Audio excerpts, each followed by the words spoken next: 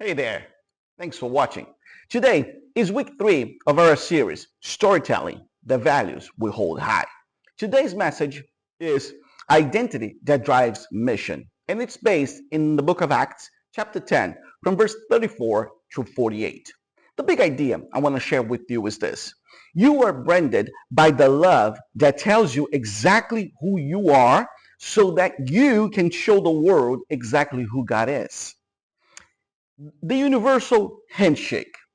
In 1972, NASA launched the Pioneer 10 spacecraft. On board was a small gold anodized aluminum plaque. It featured a drawing of a man and a woman, a map of our solar system, and symbols representing the fundamental building blocks of the universe.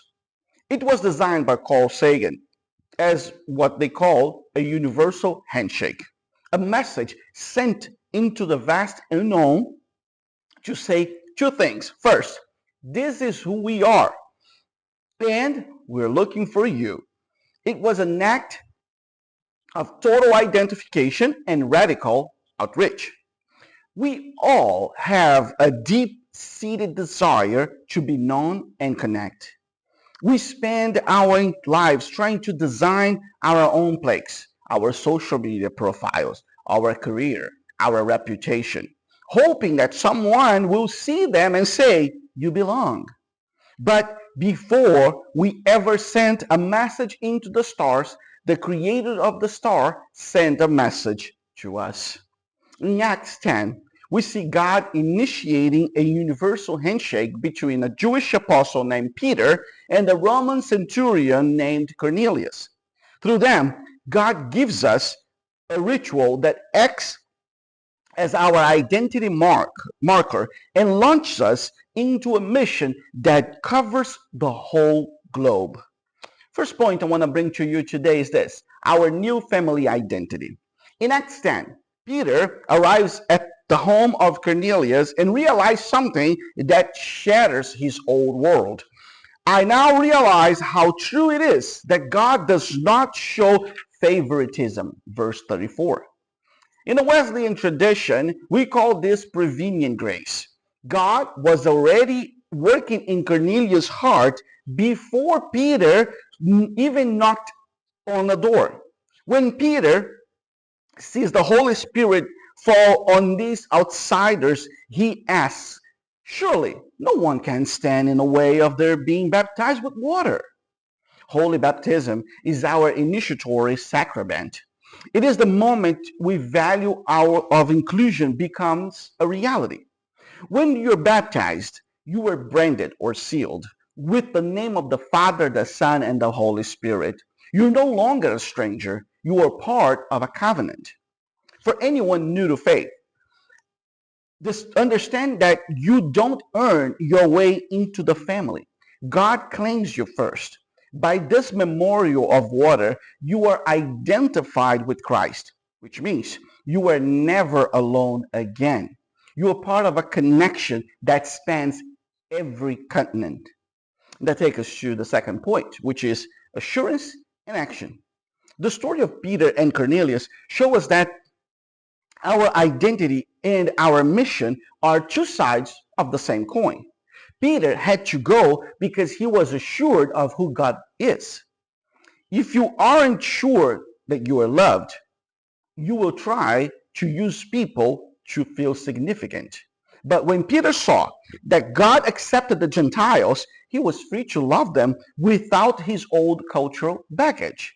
Our behavior shifts from self-protection to self-offering. This is the theology of the heart strangely warmed. When our heart is secured, it is loved by God. It is God's love naturally flows, even overflows into the Great Commission. You go because you have received first. You aren't selling a product. You're inviting people to a family feast you've already been enjoying. When you remember our baptism, we are remembering that we are beautified by grace. That internal beauty gives us the confidence to step out in our neighborhoods. We move into the mission because we have the internal assurance that we are home.